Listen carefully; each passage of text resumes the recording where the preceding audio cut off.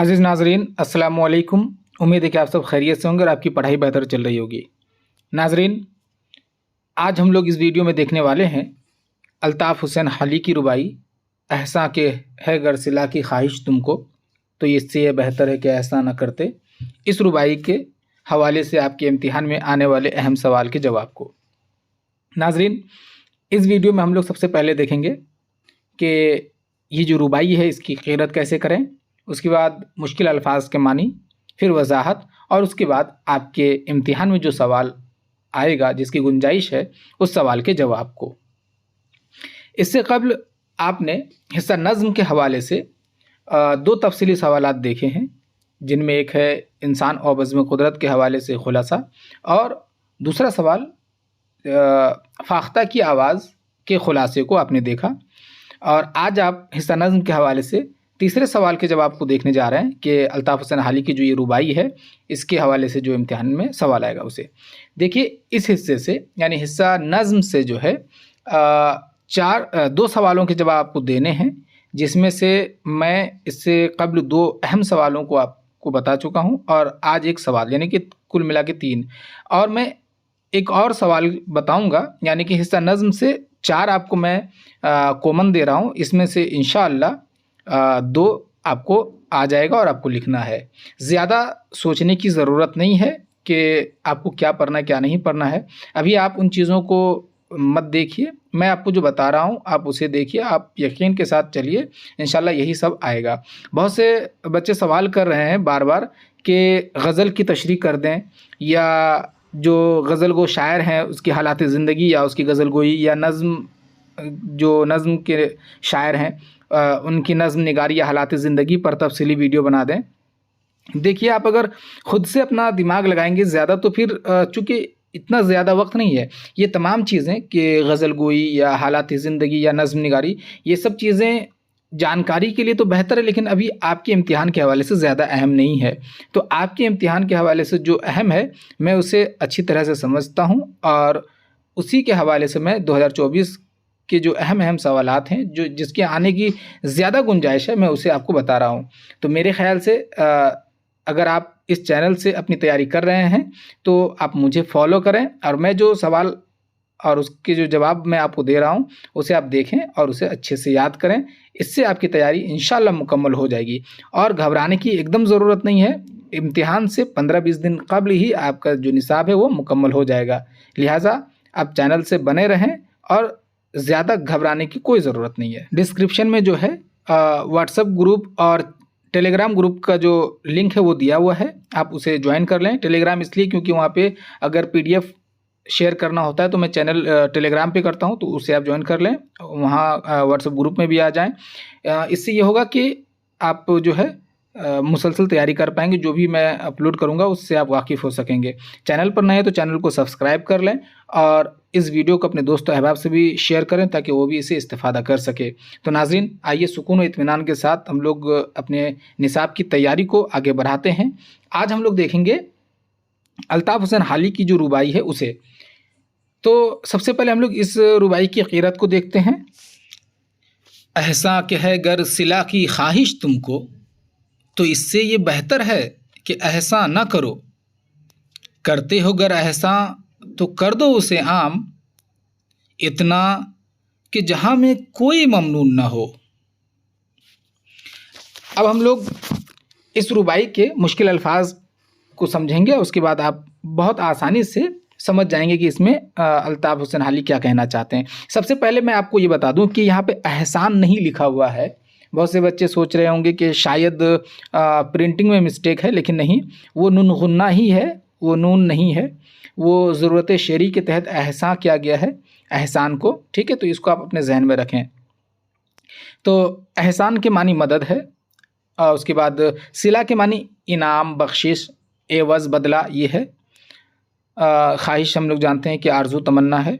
उसके बाद तीसरे मिसरे में देखिए, करते हो अगर एहसा तो कर दो उसे आम। आम के मानी जो हर जगह मौजूद हो, हर जगह पहुंच सके।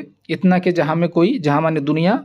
और ममनून के मानी है शुक्रगुजार, या जिस पर एहसान किया गया हो, एहसानमंद बोल सकते हैं, वो ममनून है। تو یہ مشکل الفاظ کے معنی اور قرأت آپ دیکھیں ہیں۔ اب اس کی وضاحت کو ہم لوگ دیکھتے ہیں۔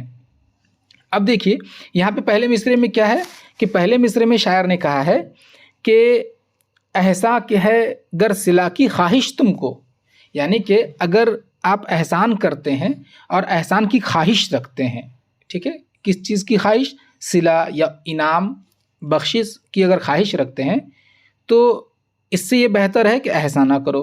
یعنی کہ احسان کرنے کے لیے اگر آپ چاہتے ہیں کہ اگر میں کسی کی مدد کروں، کسی پہ کوئی احسان کروں اور اس مدد کے بدلے میں کوئی آپ کو کوئی انعام دے، کوئی بخشش دے، کوئی عوض دے، تو یہ غلط ہے۔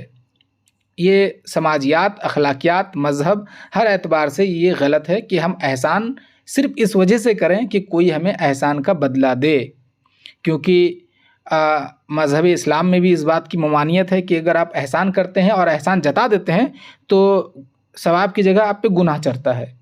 تو ہم احسان کر کے تو جتانا بہت دور کی بات ہے، یہ بھی اپنے دل پہ نہیں رکھ سکتے ہیں کہ ہم جو احسان کر رہے ہیں اس کا ہم کو کوئی عوض ملے گا، کوئی بدلہ ملے گا۔ یہ آپ کو اپنے ذہن میں رکھنے کی ضرورت ہے۔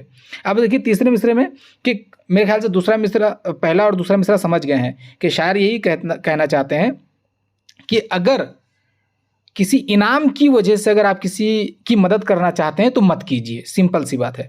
کرتے ہو گر احسان تو کر دو اسے عام، اتنا کہ جہاں میں کوئی ممنون نہ ہو۔ یعنی کہ اگر آپ احسان کرنا چاہتے ہیں، مدد کرتے ہیں، مدد کرنا پسند کرتے ہیں، تو اس انداز میں کیجیے کہ جس انسان کی آپ مدد کر رہے ہیں اسے یہ احساس بھی نہ ہو کہ آپ مدد کر رہے ہیں۔ وجہ اس کی یہ ہے کہ ظاہر سی بات ہے کوئی انسان اگر مجبور ہو اور اس کی مجبوری کی حالت میں آپ اس کی مدد کرنے گئے ہیں، تو اگر اس کی مجبوری کو شرعام آپ دوسرے لوگوں کو دکھائیں گے تو وہ شرمندہ ہوگا، اس کو ٹھیس پہنچ سکتا ہے۔ تو اسی لیے شاعر نے کہا ہے کہ آپ اس انداز میں احسان کریں یا مدد کریں کہ جو ضرورت مند ہے اس کو احساس تک نہ ہو، اس کے انا کو ٹھیس نہ پہنچے، اسے یہ احساس نہ ہو کہ وہ مجبور ہے اور اس کی مجبوری کا فائدہ لوگ اپنی عزت کے لیے استعمال کر رہے ہیں، اٹھا رہے ہیں۔ تو شاعر کہنا چاہتے ہیں تیسرے چوتھے مصرعے میں کہ اگر آپ احسان کرتے تو اسے اس انداز میں کیجئے، اس طرح چھپا کے کیجئے کہ اس کو احساس تک نہ ہو، اسے ٹھیس نہ پہنچے، اسے دکھ نہ ہو، تکلیف نہ پہنچے۔ اس سے دوسرے انداز میں اس کو اس طرح سمجھ سکتے ہیں کہ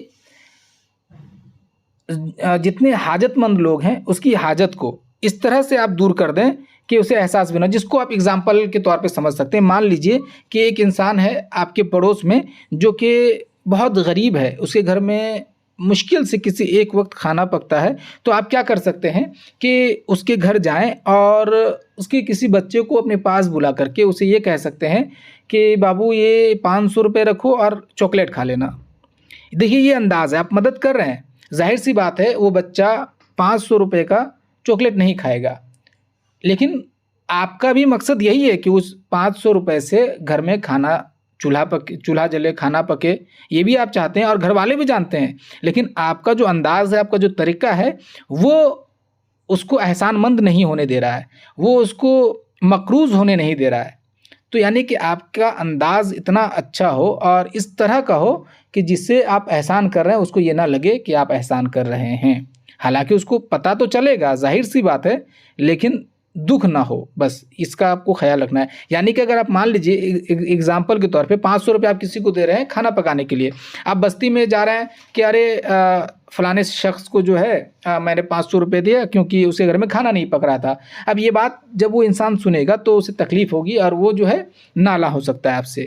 تو یہاں پہ شاعر یہی کہنا چاہتے ہیں کہ اگر آپ احسان کرتے ہیں تو سب سے پہلی بات تو یہ ہے کہ کسی انعام کا جو ہے کوئی ارادہ مت رکھیے، کوئی امید مت رکھیے، اور دوسری بات یہ کہ اگر ارادہ کرتے بھی ہیں احسان کرنے یا مدد کرنے کا تو آپ اس انداز میں کریں کہ کسی کو تکلیف نہ پہنچے۔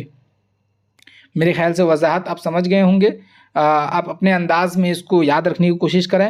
اب دیکھتے ہیں کہ آپ کے امتحان میں اس رباعی کے حوالے سے کون سا سوال آ سکتا ہے اور اس کا کیا جواب ہونا چاہیے۔ سوال اس طرح آئے گا کہ الطاف حسین حالی کی شامل نصاب رباعی کا خلاصہ یا مرکزی خیال لکھیے، या फिर सवाल इस तरह भी आ सकता है कि मुंदरिजा बाला रुबाई की वजाहत या तशरीह कीजिए, यानी कि आपको सवाल से पहले जो है रुबाई दी जाएगी और उसके बाद सवाल होगा कि मुंदरिजा बाला रुबाई की वजाहत कीजिए। तो यानी कि वजाहत हो या तशरीह हो या खुलासा पूछे या मरकज़ी ख़याल पूछे, सवाल इस रुबाई के हवाले से जो भी होगा उसका जवाब वही होगा जो अभी आगे आप देखने वाले हैं। तो इसका ख्याल रखें। उसके बाद चलिए अब जवाब हम लोग शुरू करते हैं। जवाब लिखने का तरीका मैं आपको बता दूं कि जवाब लिखने के लिए आप क्या करेंगे। मान लीजिए आपकी ये कापी है और आप कापी के बीच में लिखेंगे सवाल नंबर 2 के 5 का जवाब, ठीक है, रोमन में होगा। तो ये रुबाई अक्सर जो है वो 4 या 5 नंबर में ही आपको मिलेगी। तो आप चूँकि ये ज़ुमरा नंबर 2 में है, ये नज़्म का हिस्सा, शायरी का हिस्सा, तो आपको लिखना है सवाल नंबर 2 के, चूँकि वो ज़ेली ज़ुमरा जो है वो है 1 2 3 4 करके इस तरह रोमन में, तो 5 लिख दिए। आपका 4 होगा, 4 लिखेंगे। तो सवाल नंबर 2 के 5 का जवाब ये बीच में लिखेंगे। उसके बाद आप इस रुबाई को नकल करेंगे, बीच में ही उसी के नीचे रुबाई को नकल करेंगे और इस रुबाई को नकल करने के बाद जो है नीचे से आप जो जवाब है वो लिखना शुरू करेंगे, ठीक है। ये उम्मीद है कि आप ये समझ गए होंगे। अगर कन्फ्यूज़न हो तो आप कमेंट बॉक्स में लिखें, इस कन्फ्यूज़न को हम दूर करने की कोशिश करेंगे। चलिए अब देखते हैं इसके जवाब को। पेश नज़र रुबाई उर्दू के मुमताज़ शायर ख्वाजा अल्ताफ़ हुसैन हाली की बेहतरीन रुबाइयों में से एक है जो हमारे निसाब में शामिल है। पेश नज़र से मुराद नज़र के सामने, ठीक है। तो पेश नज़र आप लिख सकते हैं नज़र के सामने रुबाई। तो ये चूँकि अंदाज़ बेहतर नहीं है इसलिए इस तरह हम लोग लिखते हैं कि पेश नज़र रुबाई, ठीक है। तो ये रुबाई जो है अल्ताफ़ हुसैन हाली की है जो हमारे निसाब में शामिल है।